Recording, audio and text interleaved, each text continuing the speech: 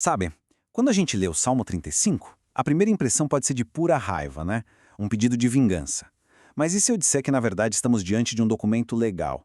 É isso mesmo, um apelo formal apresentado na mais alta corte do universo. Olha só, logo de cara, no primeiro versículo, o tom já é dado. Davi não está simplesmente desabafando. Ele está iniciando um processo judicial. As palavras defende a minha causa e luta colocam a gente imediatamente num cenário de tribunal e, ao mesmo tempo, de campo de batalha.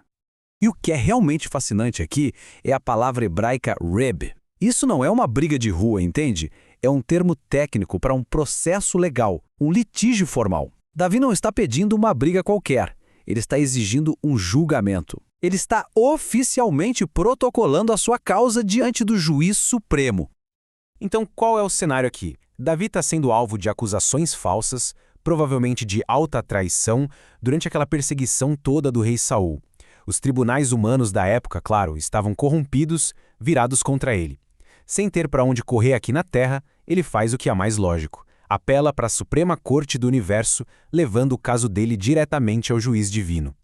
E a petição que Davi faz é de uma ousadia tremenda. Ele não pede só que Deus seja seu advogado de defesa. Não, ele pede que Deus se torne um guerreiro divino. É como se ele dissesse: Senhor, por favor, vista sua armadura e venha lutar por mim. Vamos dar uma olhada no arsenal que Davi pede. Ele clama por dois tipos de escudo. Um menorzinho, o magem, para ter mais agilidade, e a couraça, ou tzina, que era aquele escudo gigante que cobria o corpo inteiro. Basicamente, Davi está pedindo proteção total, uma verdadeira parede móvel de defesa divina. Mas só se defender não é o suficiente. Davi também pede armas de ataque, a lança e o dardo. Isso mostra que ele não quer apenas ficar na defensiva. Ele está pedindo que Deus avance, que lute ativamente para reprimir quem o persegue. E aí, no meio de toda essa imagem de guerra, de batalha, a gente encontra essa súplica que é incrivelmente pessoal. Não adianta só ganhar a batalha lá fora, certo? É preciso ter uma certeza por dentro. No meio do caos, Davi anseia por ouvir a voz de Deus, um sussurro direto à sua alma, confirmando: fique tranquilo, eu sou a sua salvação. Agora, a gente chega num ponto teológico central. Davi pede que o anjo do Senhor persiga os inimigos dele. Mas quem é essa figura? Bem, ele não é um anjo comum. É entendido como uma teofania, ou seja, uma aparição visível do próprio Deus. Nesse caso, uma manifestação de Cristo antes mesmo da sua encarnação.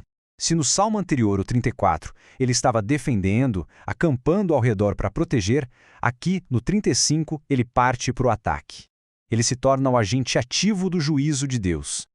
Vamos passar agora para as evidências que Davi apresenta nesse tribunal. O coração do caso dele não é só o perigo físico, mas a dor emocional de uma traição profunda, sabe? Ele vai expor a ferida da ingratidão daqueles que ele um dia tratou como se fossem da própria família.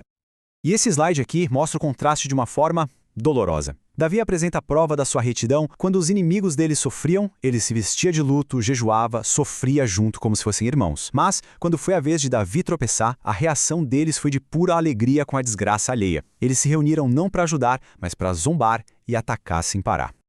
E aqui está o ponto crucial, a base de todo o processo legal de Davi.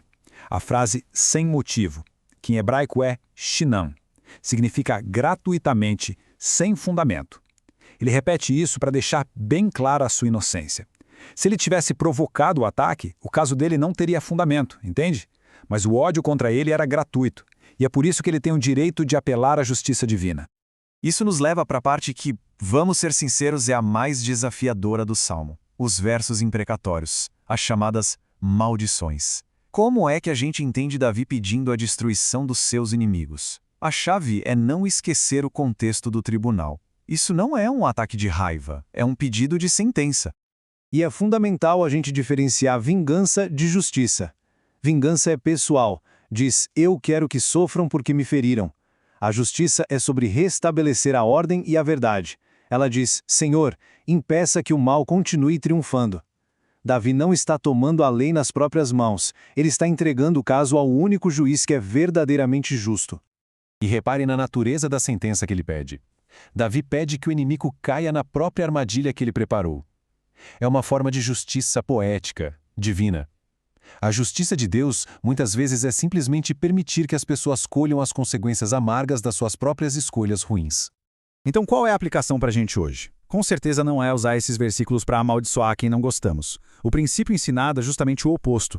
É um modelo de como entregar nossa dor e nosso desejo por justiça nas mãos de Deus, confiando que a vingança pertence somente a Ele.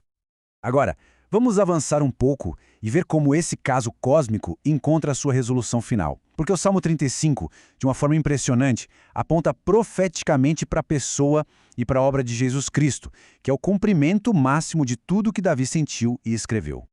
As conexões são diretas e muito poderosas. Primeiro, o ódio sem motivo. O próprio Jesus cita o Salmo 35 para explicar por que o mundo o odiava. Segundo, as testemunhas falsas, que se cumprem literalmente no julgamento de Jesus.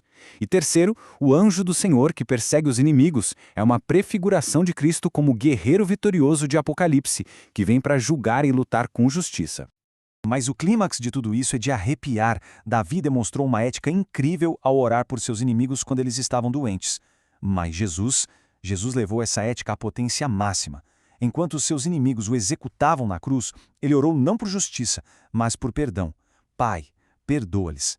Ele absorveu toda a injustiça para poder nos oferecer pura misericórdia. Isso tudo nos deixa com uma pergunta para refletir. Quando sofremos traições, injustiças, ataques sem motivo, qual é a nossa primeira reação? É buscar a vingança pessoal, o nosso troco? Ou é entregar o caso ao grande juiz, buscando que a justiça e a verdade de Deus prevaleçam? O Salmo 35 nos mostra o caminho.